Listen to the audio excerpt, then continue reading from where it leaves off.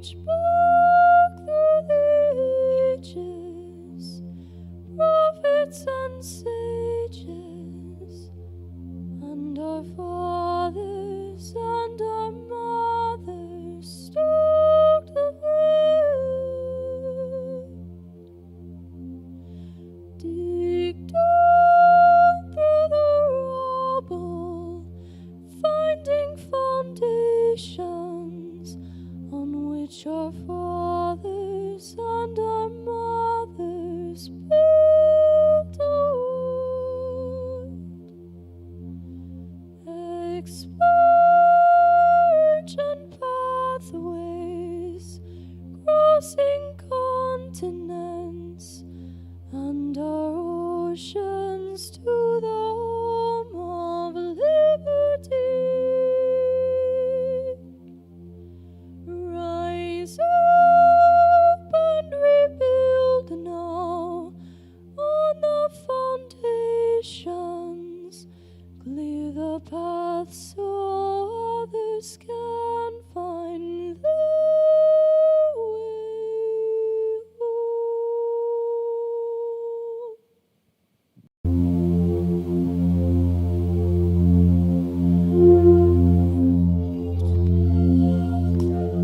So hello, everyone. Welcome to Taproot, where we plumb the depth and encompass the breadth of liberty. My name is Todd Williams, and I'm honored to serve as your host. And in today's episode, we're going to be discussing methods to find, contact, and communicate with your West Virginia elected officials. Once again, we will be using the state government website to find your officials and going over both written and voice contact methods. With me, as always, is Marshall Wilson, husband, father, citizen teacher, and former state legislator, infantry officer, Christian missionary in the Peruvian Amazon. Marshall, how are you today? Doing great, Todd. Thanks for putting up with me again. It's always my pleasure. So will you please jump in with me and help explain to our listeners how to find and communicate with their elected officials? Absolutely. So let's go ahead and jump right in. Like you say, let's go to the West Virginia Legislative website. And if I remember correctly, that is www.wv for West Virginia, wvlegislature.gov, G-O-V, right? Yes, sir. All right, so we start there. You've already got the homepage up there. First thing we want to do is, if we're going to contact somebody, we need to know what we're contacting them about. I mean, you don't just randomly shoot a letter off to your legislator about nothing. So probably, most likely, what it's going to be is about a bill. So if it's okay with you, I'd like to just pick a bill out of this past session and use it as an example. Okay. So there we go. We're going to the bill status. And then we go over to, 3157. So the quick search there, enter 3157. After making sure, of course, that we're looking for a bill in the 2023 regular session, which we already were. So we're now on House Bill 3157. And if we can, let's go ahead and go and look at the text. We've already talked through how to use all this other information here, but let's look at the text of the bill. And, we discussed previously in a previous episode how to read a bill, that it's actually an excerpt from the existing law with parts that are lined out and parts that are underlined. The parts that are lined out are the parts that would be removed were the bill to pass and be signed into law or to become law. And the parts that are underlined are the parts that would be added to the existing law given the passage of the bill. And the fact that it would be enacted into law. So let's scroll down a little bit and just find one of the provisions in the one of the new provisions. There we go, right there. So if you notice, we are in, can you scroll up just a little bit? So we're in Article 12 of the West Virginia Code of Section 15 Alpha of the West Virginia Code. So what you're looking at here is 15A Alpha, 15A-12-1. And then if you scroll down just a little bit, that's paragraph A. You see where it says the A in parentheses there. So that's how you would identify this section of code, okay? Or this section of the bill. So when you refer to it, you would say 15A-12-1, then A in parentheses, just to make sure that your legislator knows exactly what you're talking about. And let's say, if you read that sentence there that has identification of threats added into it. So the part that has identification of threats underlined, right there, exactly. And then you read that sentence. And what it says is the Department of Homeland Security shall operate the facility as directed by the governor with oversight, auditing, and accountability select committee of the legislature set forth herein, and in collaboration among federal, state, and local agencies, as well as private sector persons, organizations, entities, yada, yada, yada. Those with the primary purpose of Homeland Security, counterterrorism, public safety, public protection, and identification of threats. So that section that says identification of threats to critical infrastructure, the identification of threats is not actually in the law right now. It would only become a part of the law were this bill to pass and be enacted into law. So effectively what it says here is that the accountability to the select committee as set forth herein and in collaboration with, and it lists all these agencies, and one of the agencies is and critical infrastructure, and this bill would add identification of threats to critical infrastructure. In other words, agencies who have the responsibility to this gives the Fusion Center the authority to collaborate with agencies who have these responsibilities, and this simply changes the verbiage from the responsibility for critical infrastructure to the responsibility for identification of threats to critical infrastructure. None of that is terribly relevant to what we're trying to accomplish today. It's just simply we have to have something to focus on to use as an example for how to communicate with your senator or your delegate, your state senator or state delegate. Yeah, and I'd like to interject here quickly for those folks who may have missed the previous episode. When we're looking at this, the code, all of this text that is without any underlining or strike through is how the law is currently. And anything that is underlined is being added to. And if it is a strikeout, then is being removed. Thank you, Todd. I really appreciate that. And yeah, I do recommend that our friends who have not had a chance to watch that actually go back and watch that previous episode about how to understand a bill and how to take action on a bill. So I'm not selecting this section because it's particularly important or earth-shattering or anything, simply because it's easy, it's there, we can take this and talk about how to communicate about that. So let's say that you support this bill, you want this bill to pass specifically because it adds that section in there, that it adds the identification of threats rather than just agencies that are responsible for critical infrastructure, but specifically to the agencies that are responsible for identifying threats to critical infrastructure. Again, whether or not you agree with that, let's just go through the exercise if you don't mind. And there are reasons to agree or disagree with it, and I wouldn't argue with any of it at this point. Let's just talk about how to communicate with your legislator.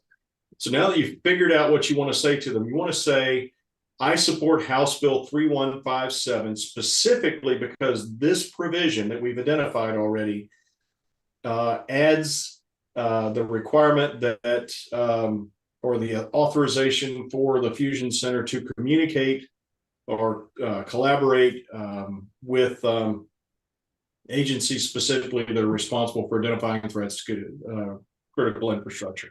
All right, let's talk about the three major methods by which you will communicate with your delegate or your senator. They are a written letter delivered by the U.S. Postal Service or other messenger service, an email, or a voicemail.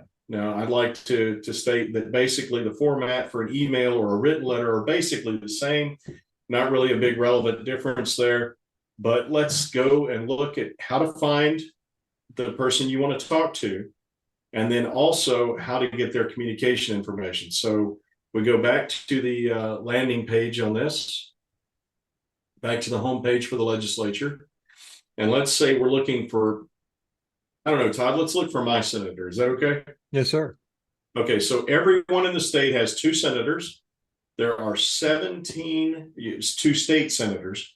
There are 17 West Virginia Senate districts, and each one has 2 senators. And the requirement basically is because the Senate districts actually cover, each of them covers at least part of 2 different counties, that each senator be from a different county within that district. Okay.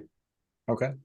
So I live in Senate District 15 in the Eastern Panhandle. One of my senators, Craig Blair, is from Berkeley County. One of my senators, Charlie Trump, is from Morgan County. Okay. So there we go. They're right next to each other. I note that you've already got, would you scroll up just a little bit? So you went to the Senate roster and you sorted it by district, right? Yes, sir. Right. Okay. So we scroll down and there's number 15. There are my 2 senators. I'm probably, me personally, I would probably communicate with both of them, but let's just pick one. Let's say we're going to communicate with Charles Trump. All right. So what we've got here is we've got his address where we would send a letter, his email address where we would send an email, and then of course his phone number, his office phone number. Now your legislators who are actually on the ball will forward their office numbers to their personal cell numbers or to their home numbers, because they're really only there about 60 days out of the year. So 2 months out of the 12 months of the year, and the rest of the time they're at home.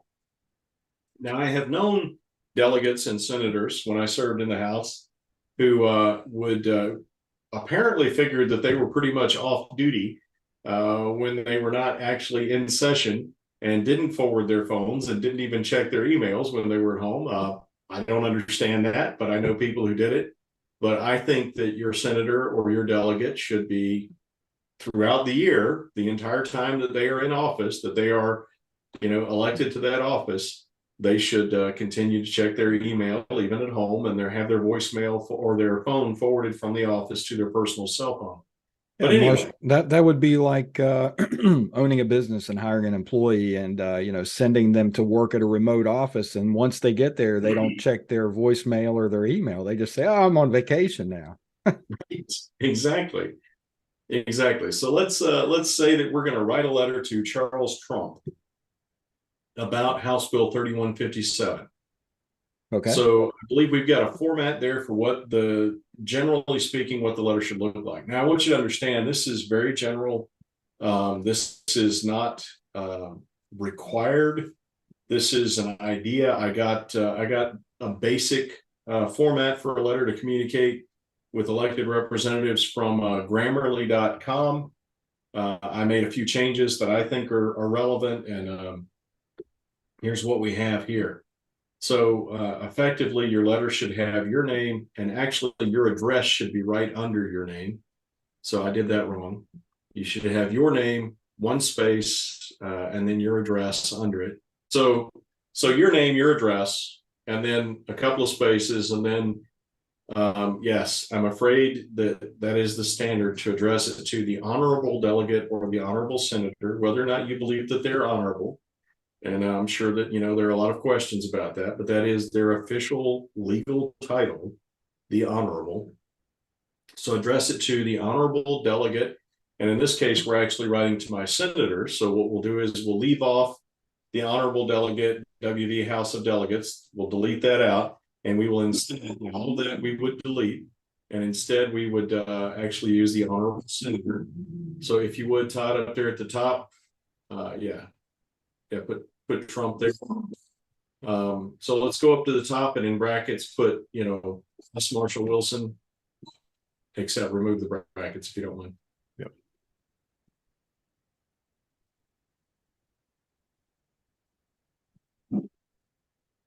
And then for address, just leave that, because everybody knows how to type their address. And then below that, take the brackets off the honorable. There we go. Go down 1, remove the brackets. And then let's go back to the website.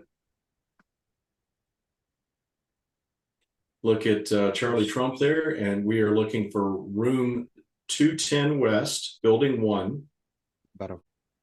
And you can just use a W instead of the entire word West. There we go. And that's the standard physical address for Senator Trump, my one of my 2 state senators. So where it says RE, that's reference to. So in other words, the reference is House Bill 3157. HB, House Bill. HB stands for House Bill, SB stands for Senate Bill. House bills originate in either of the two houses, so some of the bills will be Senate bills, some will be House bills. And then, of course, we want to go down to Dear Senator Trump. All right. My name is Marshall Wilson. You represent me in Senatorial District 15. Or you could just say Senate. Senate District 15. All right, so I hope everybody can see how that's coming together. Todd, I really appreciate you being patient with me. Yes, sir. I know that you've already written probably 100 of these letters, so this is kind of old hat to you. My intent in writing to you is to advise you of my support for, so we take out opposition to, House Bill 3157.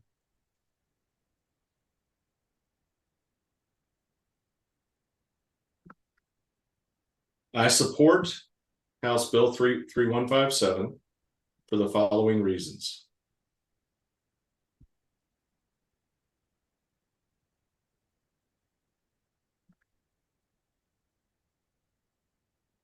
All right, so we go down here and we've got the reasons. The provision in House Bill 3157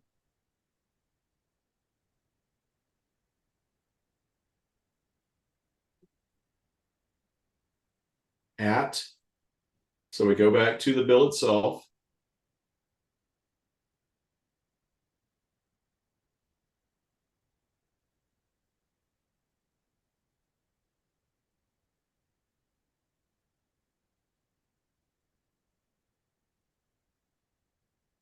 All right. So the page number is page 1 here. And then we would say at 15 alpha 12(1)A.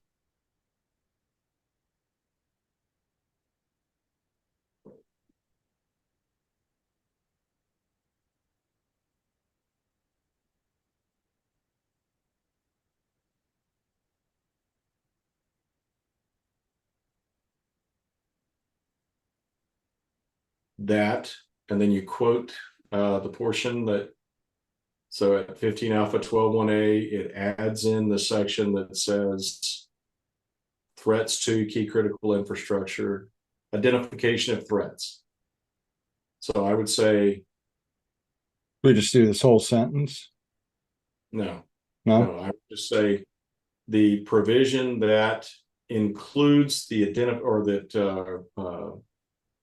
states identification of threats to key critical infrastructure rather than responsibility for key critical infrastructure.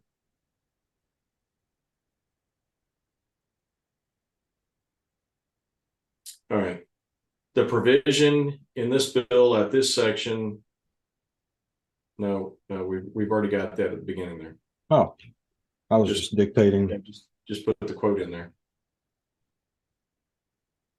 All right. The provision in the bill at this section that identification of threats to critical infrastructure will, if passed. Now here's the effect that we're talking about.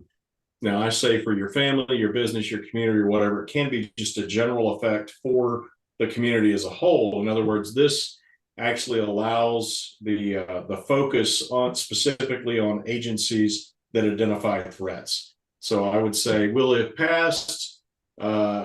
Focus the efforts of this agency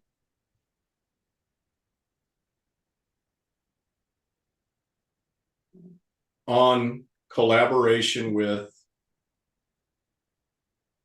other agencies that are identifying threats. Identifying? That identify threats or are identifying threats, however you want to say it. Okay. So delete from, yeah, there you go. This effect will benefit us greatly by focusing efforts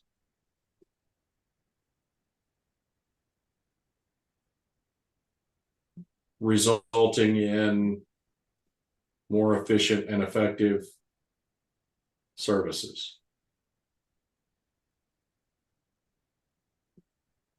Okay, at this point, we haven't identified any other provisions that we need to address, so we can just delete the next 2 bullet points. My community and I, my friends and I, my family and I, however you want to work that out, my fellow citizens, however you want to phrase that, we are watching this issue closely and hope that you will represent our intent in this matter. Thank you for your time and consideration. Please contact me should you wish to discuss this further, and then sign it with your name, your title, your email, your phone number, so they can get back in touch with you. And then that last bit there is I'm just giving credit to the people who developed the original format that I adjusted.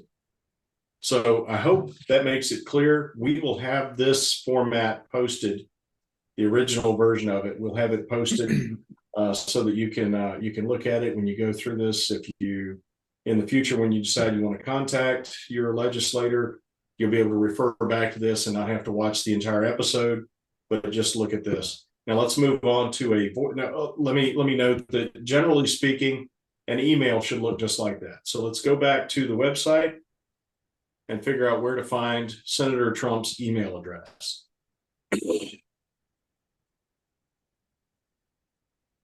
All right, so here we are. This is the West Virginia Senate roster. We have it sorted by senatorial districts. I live in District 15.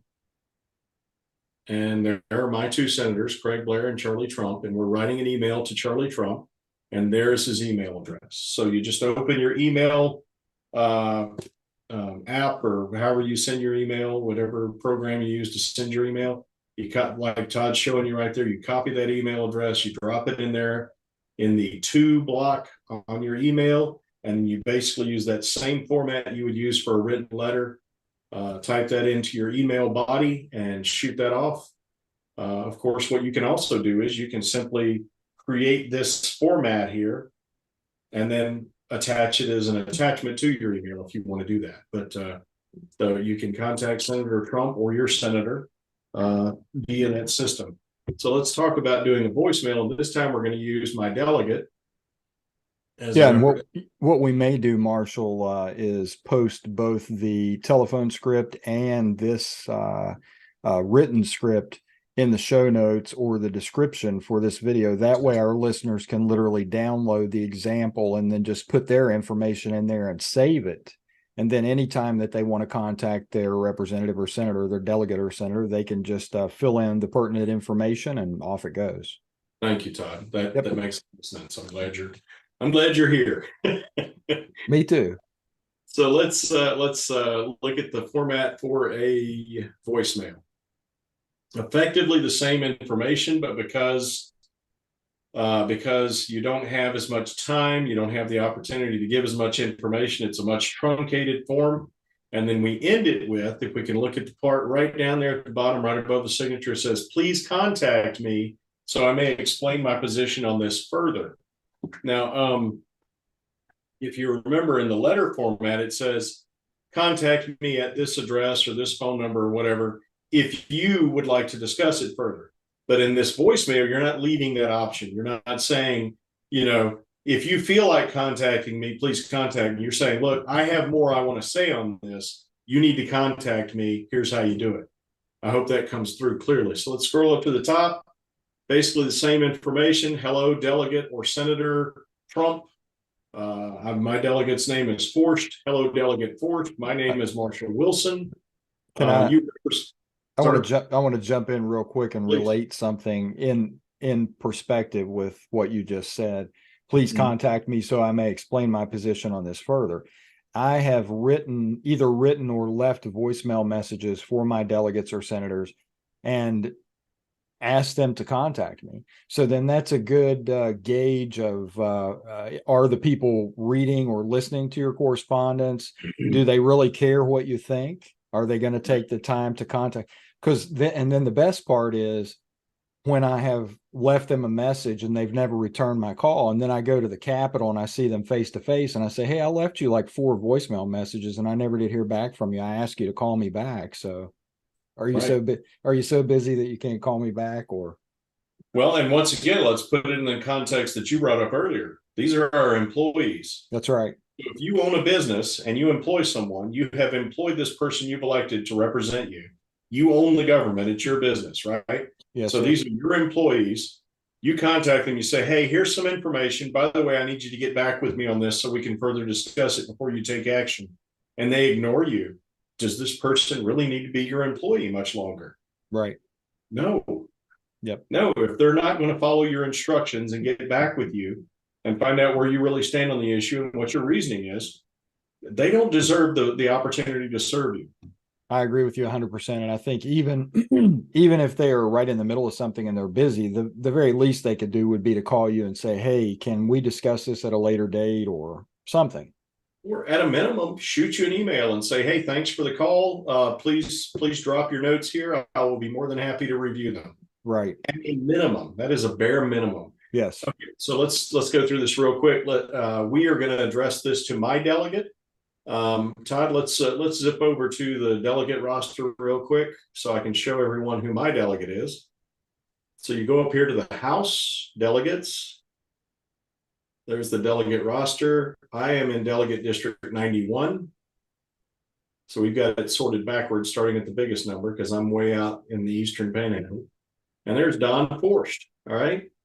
So we're gonna call him at this number 304-340-3147. That goes directly to his office, and presumably he's not going to answer the phone, either because he's not there because there's not session going on, or because he's in a committee meeting or whatever. Frankly, I can tell you from experience that your legislators do not sit in their offices much of the day that they are in session. They're usually out on a floor session or in a committee meeting. Or at or at a cocktail party, who knows? But they're not sitting in their offices, and you're almost certainly, if you call, you're going to have to leave a voicemail. Now, your senators actually have they have administrative support available. Each pair, 2 senators will share administrative support, whereas your delegates, if they don't answer the phone, nobody answers their phone. They don't have secretaries or receptionists or anything like that. Generally speaking, your average delegate doesn't. Most of them do not. Now, committee chairs will have them for the committee, but your individual delegates don't have any administrative support. It was really funny to me. I'd regularly have people say, well, could you just have your staff do this? Well, I have no staff. There's no staff. There's me sitting at this desk. So did want you to know that. So we're gonna send a voicemail to Delegate Forst. And by the way, anytime you call your delegate, my point in telling you all of this is when you call your delegate, you have to presume, or your senator, generally speaking, that you're going to have to leave a message. All right. Now, whether it's a voice message that you leave on a recording or whether you actually leave it with your administrative support in the Senate, you need to be prepared to say what needs to be said for that message, which means you need to have this format, this script up in front of you before you even dial. Okay. Because if you call and you say, hey, this is Bob, and you work for me, you clown, and I'm going to fire you if you don't do what I'm telling you to do, and you need to vote no on 3157. All right, first of all, the first question that occurs to any legislator is, do I actually represent this guy? Right. Does this person actually live in my district? Do they live in my state? That happened a lot too. I got a lot of calls from lobbyists from outside the state saying, hey, we want you to do this. And I'd say, not relevant. I don't work for you. Yeah, I don't work for you. But anyway, so the thing is identifying yourself specifically as what they like to call constituent, but what we like to call employer is relevant to this discussion, right? So you want to identify yourself as their employer. Hello, Delegate Forst. My name is Marshall Wilson. You represent me in Delegate District 91. No 2 ways about it. You are my employee, and I am calling to speak to you as your supervisor. My intent in calling you is to advise you of my support for House Bill 3157. I support House Bill 3157, and you give a quick description. You don't do in like we had in the letter where you actually list the section and talk about how it works and everything. Just say for the following reasons, because it provides better oversight or because it provides better opportunities for this agency to do its work. My community and I are watching this issue closely and hope that you will represent our intent in this matter. Thank you for your time and consideration. Please contact me so I may explain my position on this further. I'm not leaving that open as an option. I'm saying I want to talk to you. Now, this is your first communication. I had a lot of people when I was a legislator contact me and say that they were angry about something and they want to yell at me and emote at me. Well, that's great. You have a right to emote. Meanwhile, I've got 47 other people I need to communicate with who have things they want to say about this too. First of all, do I work for you? In other words, did you elect me? Or, did you vote in the election in which I was elected? Do I serve your constituency? If not, I can put you in touch with the person who actually does serve you. And that's not to put you off. It's simply that that's how the thing works. Right. If you live in Huntington and I live in the Eastern Panhandle, I might agree with you. I might disagree with you. And of course, my votes affect you. But the thing is, you need to talk to your elected employee. I will talk to the people I represent here, generally speaking. Okay. Not saying I don't care about other people's interest, or I'm sure that everybody does care about what the average West Virginian wants. But the thing is, you want to talk to the people who actually work for you. Okay. And when you say my community and I are watching this issue closely, what you're letting them know is, hey, we're paying attention and we will take action. You don't have to say, I will kick you out of office. I'm going to destroy you. I'm going to burn your house down, all of which I have literally heard before. First of all, your threats to fire someone if you don't live in their district hold no water. Okay. Now, this is your first contact with them. Okay. If you need to, if after time they've not responded, or if they're being dismissive, or if they're not doing what you asked them to do, you might use a little stronger language. But this is your first contact. It's very professional. It's very respectful. Their response should be just as respectful as yours to them, because you're talking to an employee and you respect them as a human being, not because they're some great, high and mighty, wonderful, powerful person and you're worshiping them. That's not what I'm talking about. I'm saying you simply speak to them as you want to be spoken to. Hey, please consider this. I appreciate the work you're doing. You know what? I wouldn't even do that. I would just say, please consider this. We'll be watching. Get back with me and let me know what you think, and allow me to give you further information on this. All right. Hope that makes sense to everyone.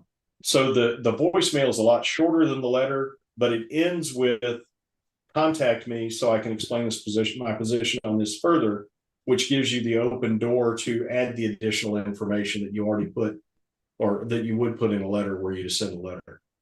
Just for the record, I highly, highly recommend a phone call followed by an email, or by a letter if you have time. Now, often you only have time to get an email to them because, as you're paying attention to what's going on in the House or in the legislature, things change and you need to get something to you, sir. It moves quickly. Yes, it does.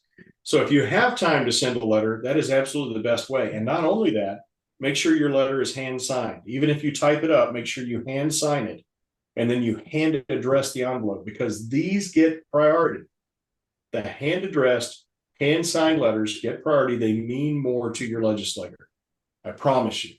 I've been there. I've talked with people and they're like, yeah, I got 400 copied letters. They're all the exact same letter from 400 different people. Or I got a bunch of automated emails. Those don't mean as much as you would like for them to mean. What does mean something is, I once got a card about that big. It was written by a very nice lady in her own hand. And she said, hey, I'm watching what you're doing. I often agree with you, but on this issue, you have missed the point. And let me explain it to you. And she wrote it out, a very short little card, but she was very clear. And then she said, thank you for your consideration. I called that lady back almost immediately and said, I was unaware of these facts that you added. How do they relate to the concern? The lady is going to take time to write me a handwritten letter and mail it to me, buy a stamp. And, it makes a difference, folks. But most of the time, you won't have the time to write a letter and mail it and hope it gets there on time. You need to communicate with your legislator before action is taken on whatever bill or whatever action you're concerned about. So, Todd, what am I missing here? You know what we haven't done? We haven't helped everybody. We did this on a previous episode, but let's real quick help them figure out which districts they're in so they know who to look for in the Senate and the House rosters. So we go up to the district maps right there. Those are the Senate district maps. Actually, if you look over here on the left, you got the final maps. You got the Senate one. That's the U.S. Congress. Then you got the state Senate under that. And then the state House of Delegates. Let's start with the Senate map, if you don't mind. Okay, so if we scroll up a little bit, up, scroll up. Sorry. All right, so that's the entire state, and that should make it fairly clear to you which senatorial district you're in. If it's not clear from that because you live on the line, or you need a little more detail, then you can scroll down, and you got District 1 all the way through 17. So that should make it a little more clear. You should have a little more detail on that, and it'll help you figure out specifically which district you live in, right? So that's how you figure out which senatorial district you live in. And if we can go back up to the House districts, there we go, the House map. There's my district, District 91. So we scroll all the way down to the bottom, I believe, because the state maps on the bottom and the delegates, that's right, if I remember correctly. Yep. There's the state, and you can see there are 100 delegate districts as opposed to 17 Senate districts. Okay. So if you would scroll up just a little bit, Todd, so we can see the Eastern Panhandle. No. Back down to the state map. I just want to see the Eastern Panhandle. I'm sorry. That's all right. All right. So there's the Eastern Panhandle. You can see there's a bunch of delegate districts up there. That's because we're a little more densely populated here in the Eastern Panhandle than we are in many other parts of the state. And if you look there, I live in the southern part of Berkeley County, right there on the Virginia border, which puts me in District 91. Can you indicate District 91, Todd? Yeah, I live right about there. And so now I know that I need to look in District 91, but I might be in District 90. If you can see there, it's hard to tell because I actually live right there on the Morgan County line. So let's scroll up to District 91 if we can, so we can get a little more detail.